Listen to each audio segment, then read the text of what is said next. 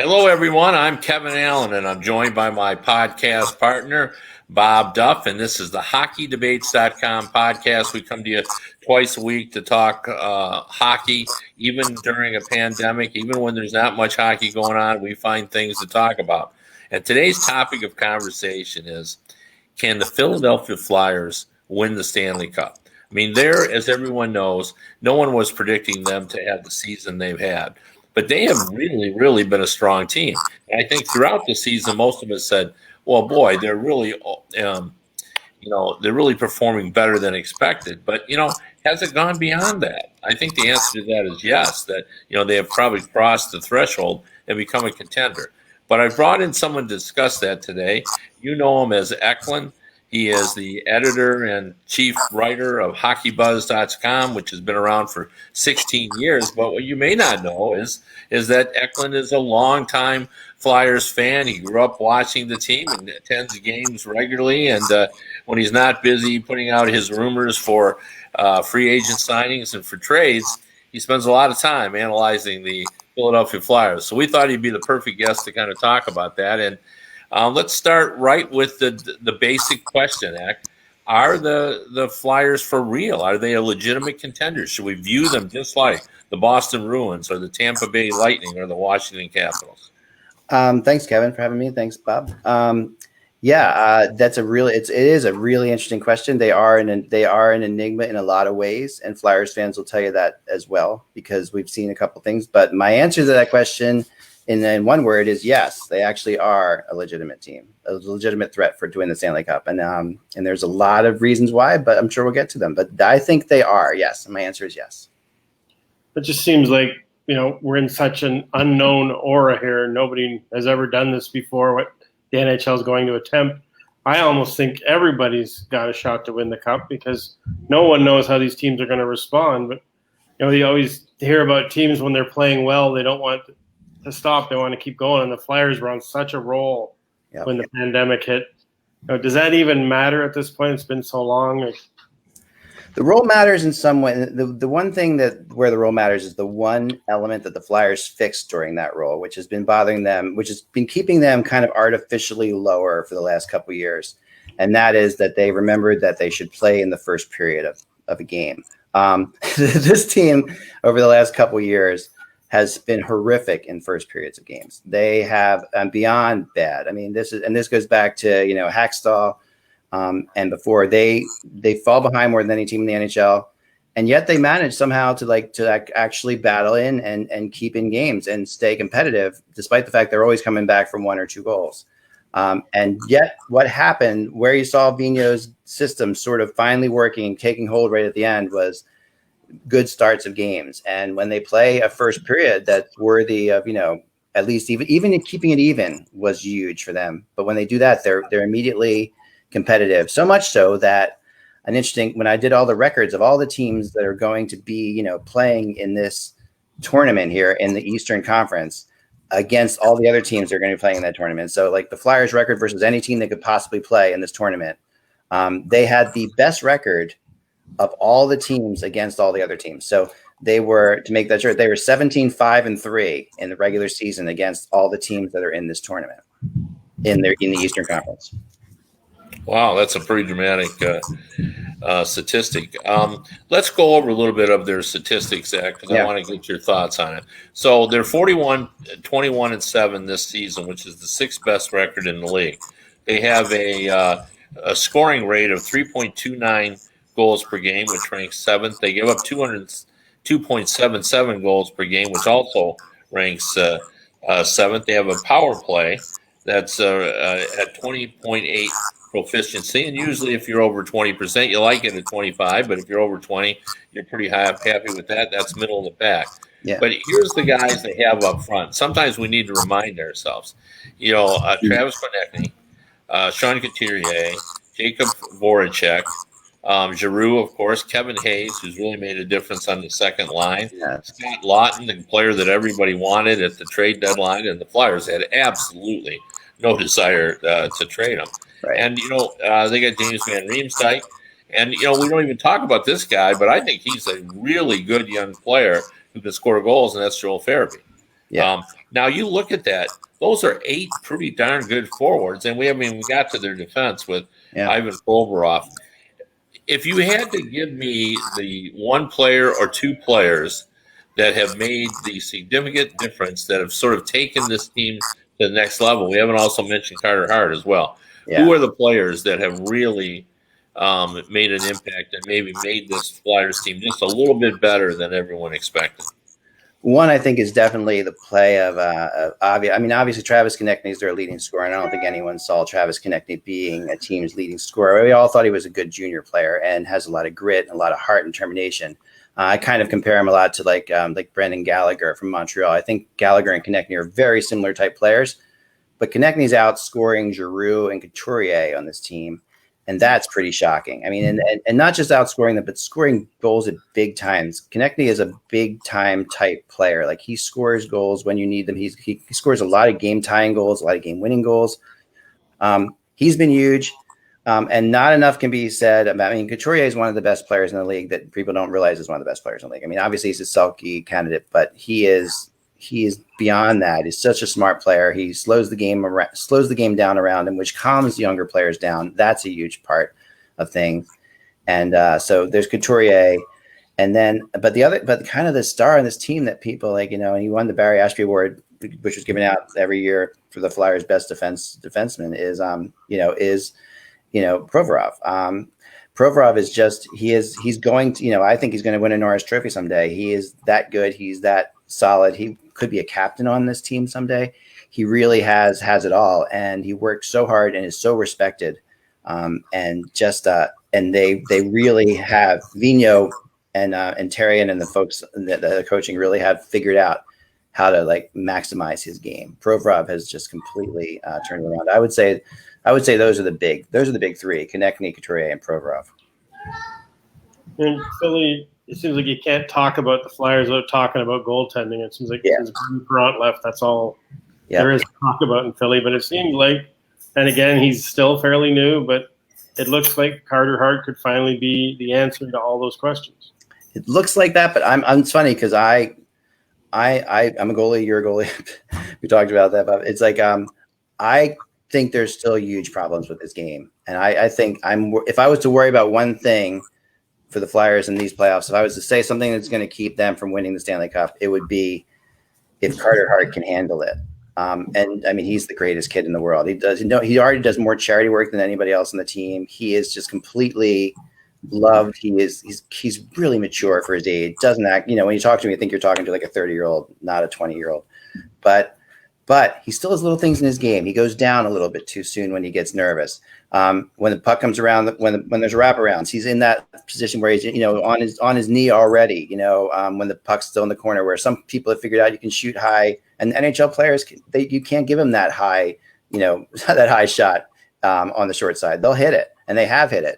When he's at his best, he's amazing. But I would think you do see that thing that with young players, when they get nervous, they go down a little quickly, and the NHL players figured that out, and they're waiting a little bit longer to shoot on him. And if he doesn't go down early, he can be deadly. But the kind of pressure he's going to be on, it's a lot. The playoffs are a lot, and that's I think he's their goalie of the future, no question. But I don't know. I would like it to be 2 years from now with him.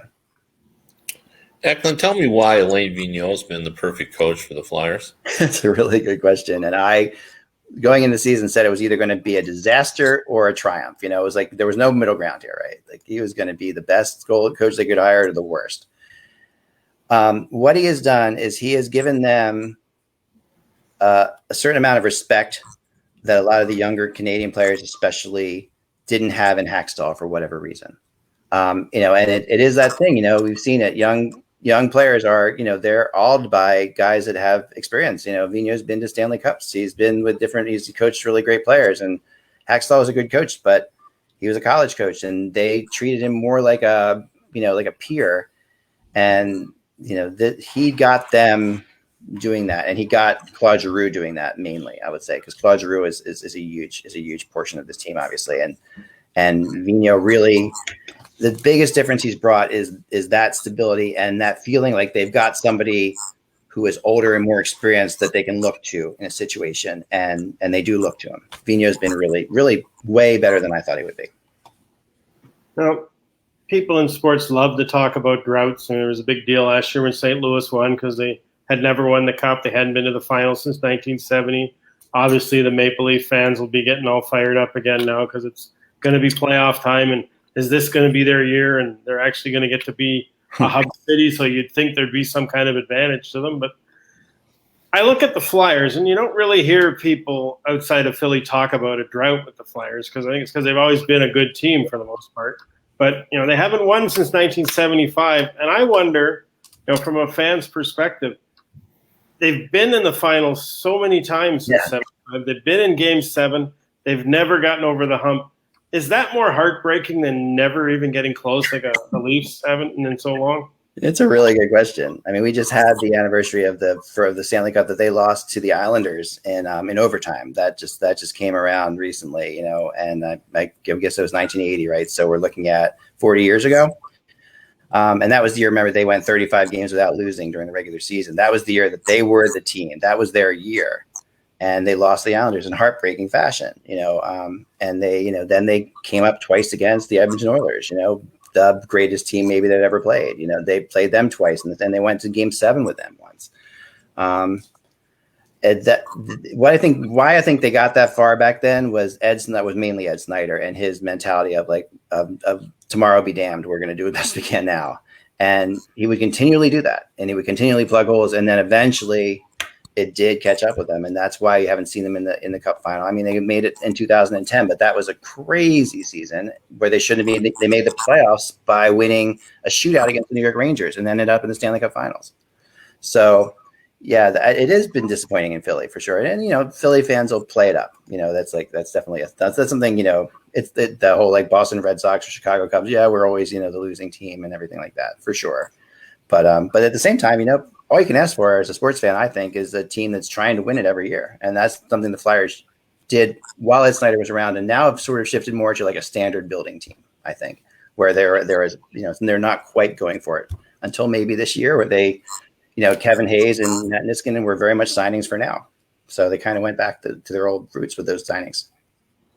You know, Bob's right on when it comes to like the drought, like the Broad Street Bullies back-to-back championships was so consuming for that city that it's almost been forgotten that it's been so long. Like it's, you know, like you guys are still basking in the glow of those back-to-back championships 45 years later. I mean, I'm sincere when I say that. Like, I know. I don't know, you know, there are other cities where a decade is a drought.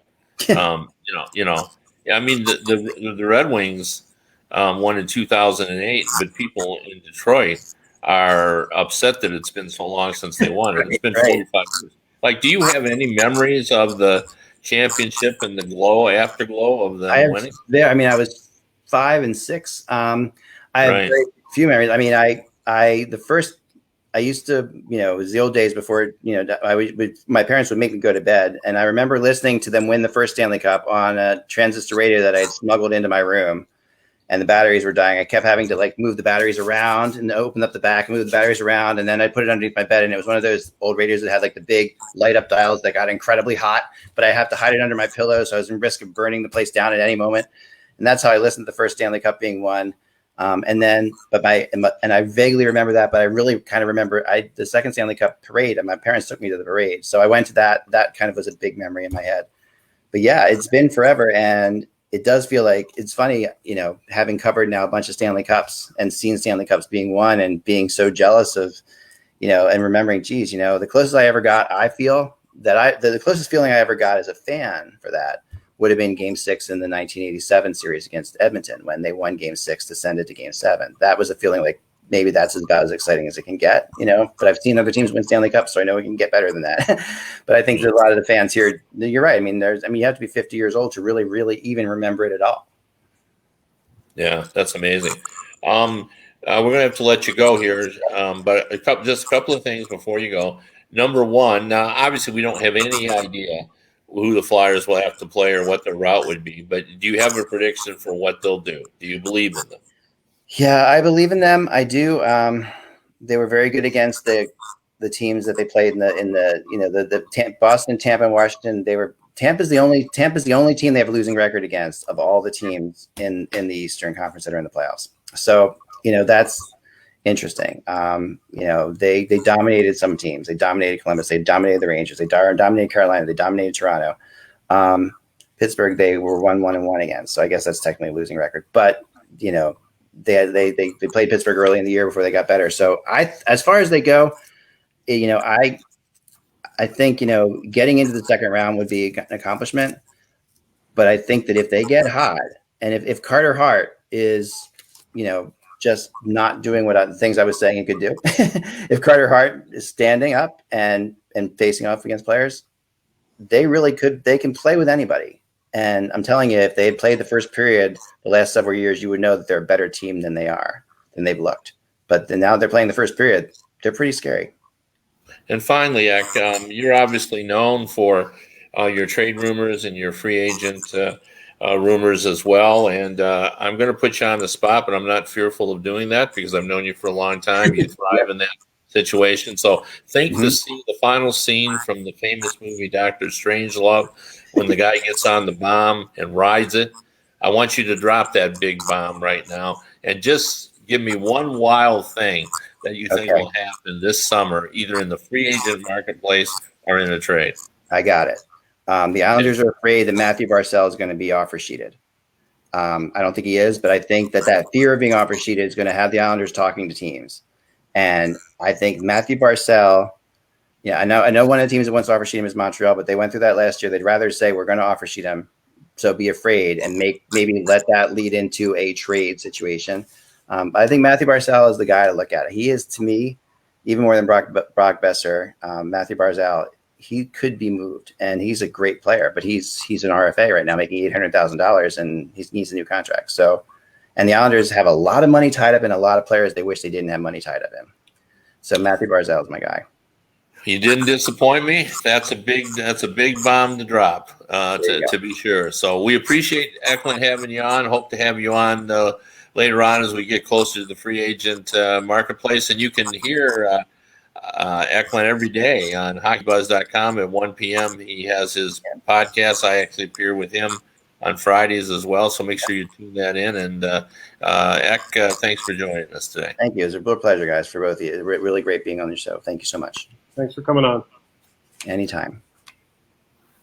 All right, you've been listening to Eklund. Everybody knows him from hockeybuzz.com. I mean, that's a pretty big rumor on that. I'm not sure if I'm buying. If you ask me whether I'm buying or selling, I'm afraid I'm selling on that. I just don't think they would give that that kind of player up. Although, in fact, I think what they would say to the Montreal Canadiens, given their offer sheet history, is, do us a favor and offer us that same deal that you offered Saku Koivu. Where am I at? What era am I in? He hasn't been gone that long. Pardon me? Hockey hasn't been gone that long, Kevin. No. I know. It sure seems like it. But anyway, to put up another offer sheet like they sent to the Carolina Hurricanes, because I think that would make them very happy if they did that. But anyway, let's a rumbling too that again, it's just a rumor, but Taylor Hall to the Penguins as a free agent. Yeah, I don't know. The theory being he's never been on a team that had a realistic chance to win, and that would give him a chance to win. Well, and that boy, they got a lot of it. They would really have to shake up their lineup financially to make that work. I mean, I don't have it in front of me, but unless he'd be willing to take a major haircut to go there financially, but if he's expecting a 7-year, $8-9 million contract, there's no room in the end there. Now, do they want to move somebody out? I mean, that's a different story. If they were willing to move one of their bigger contract guys, so that would be huge. That's for sure. I'm not so sure that Taylor Hall is going to be able to get the kind of money that he thought he was coming into the season. Your thoughts on that, the fact that there's just not a lot of money available? Well, yeah, it's going to be probably one of the more bizarre free agent seasons whenever it happens. And I guess it's not going to be July 1st. Maybe we'll have it on Canadian Thanksgiving this year. Because I seem to have to fall on a Canadian holiday. So, yeah, a lot of teams, you know, their cap situation is bad. Like, there's going to be teams that are going to be looking to shed contracts because of the cap situation. And, you know, it's just not a good year to be a free agent because the money tree's empty. Yeah. Yeah, and this was going to be a problem even before the pandemic. Like I've been warning people, look, at some point, and we saw it happen in baseball, where, you know, after a certain point in the salary cap era, and now they don't have a salary cap, so it's a little bit different. In fact, you know, I'm sure that the players would argue that it's collusion. But they reached a point where they said, look, we're spending too much. We're going to back down. And then some players were left. There was a big pool of players that were left that didn't get signed or who got far less money. In the NHL's case, I think we've been predicting for a while, at some point, you know, you're going to run out of cap space because the cap isn't going to grow. Now we know it's going to be the same for 2 years. I think there's going to be a great reluctance to sign players for extended periods. I think everyone will be looking for the shorter deals so they don't get tied up because we don't know. We're saying 2 years to get back to that, you know, close to $5 billion so we can sort of extend the cap. But we don't know that it's going to be there. What if we start out and fans don't come back right away just because out of fear maybe the vaccine doesn't come out right away? And, you know, instead of playing for the season 96 or 97 or 98% capacity for some teams, maybe they're playing at 40%. So, you know, the cap isn't going to go. I mean, we're still a gate revenue driven league. So that could go. So I think there's worry about all that. And because of that, I think that, you know, I think, you know, a few players will get their money. But I think, though, for the most part, the teams are going to say to free agents, hey, we want you, but, you know, can you take less in order to make it work? So, you know, it's going to be interesting to see kind of how that plays out. But another topic I want to address with you, Bob, you know, it almost feels like we could say, me and you, anyway, I told you so, because we've been talking about whether or not players would be able to live within the rules of the bubble. And already we've been into this just several days, and the NBA has already had to send out warnings to players in the NBA for violation of the bubble. And as you mentioned before we came on the air, apparently there was a player that even had to go into quarantine because he admitted to going out for fast food is the way he termed it. Now, who knows what that means, but that's how it was termed. And he, you know, is going to have to be quarantined. But, you know, we know I've seen all over in social media that players have had warnings saying, you know, you got to stop this. You know, we've talked about this so much, Bob, but, you know, now that we're into it, it still hasn't stopped. I mean, before we even got into the bubble, you know, we had 3 members of the St. Louis Blues and a coach contract the virus by going to a bar, they think. I mean, that's by their own admission. And, you know, they knew we were about to enter the bubble, and you would think the last place anybody would want to go to, and this time before they're about to start up again, is the bar. But where did they go? They went to the bar because that's what hockey players do. Well, I mean, I played rugby, and rugby players are known to be a little bit gregarious, I guess would be a word to describe it. And we used to go play in tournaments in the U.S., and one of the rituals was because you couldn't bring, you can only bring so much beer over the border. You were allowed a limit how much you're allowed to bring in. And they would have all these extra cases of beer, and 1 mile from the border, and other cases would be cracked open, and it was the team's job to drink all those beers in that mile before we got to the border, so we wouldn't have to claim them at the border. So this is the kind of mentality that athletes follow, and I just think, you know, we're both old enough to remember Goose Loonies. I mean, we're Oh yeah, you know, we lived in the Michigan area. For those who aren't old enough to remember, in the 1988 Western Conference Final. The Red Wings were in Edmonton facing elimination, and a whole pile of players, and I think there might even have been a coach involved. We're out till the wee hours at a bar in Edmonton called Goose Looney's. They got caught, and it just created a maelstrom in the room. It was just, what had been a fairly great season for the Red Wings just kind of ended in just a horrible bunch of dissension and fracture of the room. And I think we're going to have, obviously they probably won't be going to a bar, but we're going to have a Goose Looney's type of moment, I think, during this pandemic playoff. Some team, maybe it'll be a team that looks like they're just about done in the playoffs. They got no hope of winning the series. They're down 3-1 or whatever. And a bunch of players are just going to say the heck with it, and they're going to go out and do something they're not supposed to do, and they're going to get caught. Yeah, and it's as much as we smile when we tell these stories, but this is serious stuff. Looking back on it, the Goose Looney's things, everybody kind of giggles when they tell the story, but that isn't nearly as serious as what we're dealing with. We're dealing with viruses that are killing people, or at least making them sick, and the potential for major issues. And I don't know. It just seems like the consequences are too great to be fooling around with this and to be going out for fast food, especially when I would assume, for example, if you wanted to, if you had a hankering for a certain food or something, you could essentially just have it brought to the door. We all know that now from Grubhub in our own pandemic seclusion, that Grubhub will deliver it and put it on your porch. You never have to see anybody. So I'm sure the same will be true for big time athletes. They won't have to go anywhere near it, and so.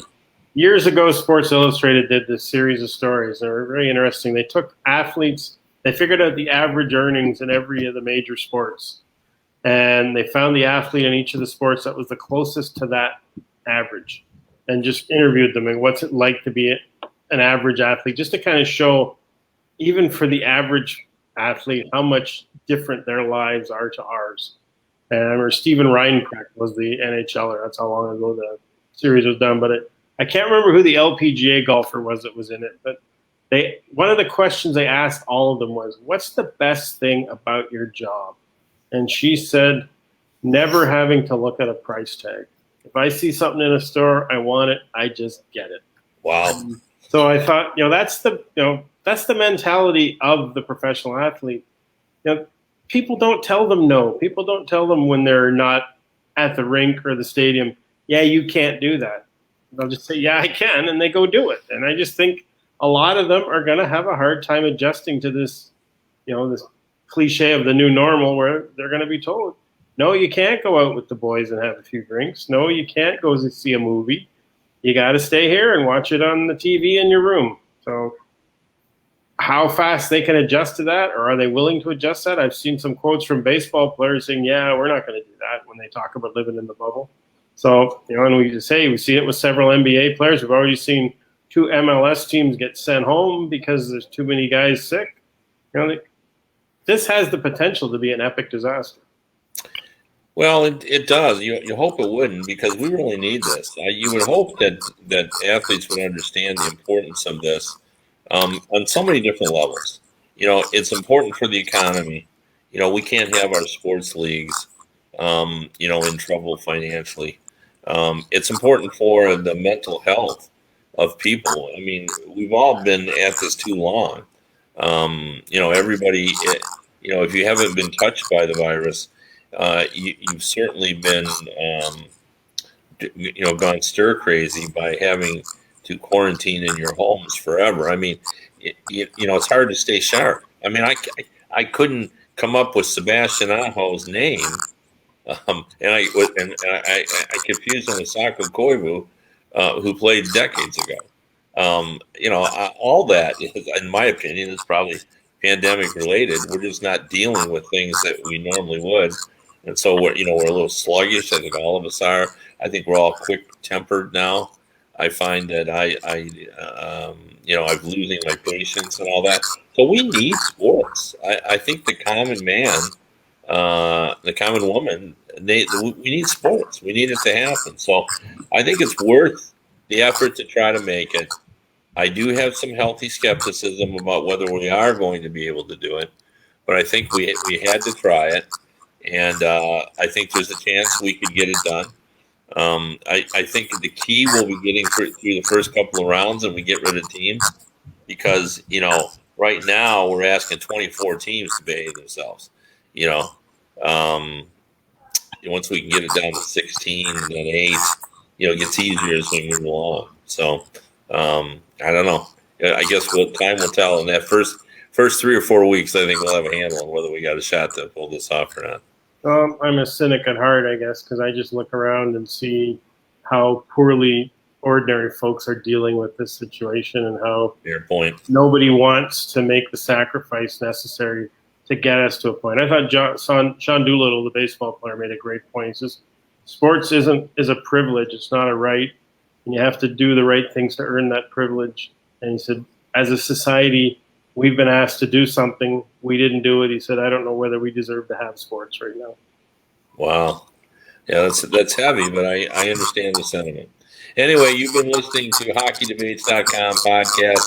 We come to you twice a week. We'll be back later in the week with another special guest. Thanks for joining us. Yeah, thanks a lot, everybody. Have a great day.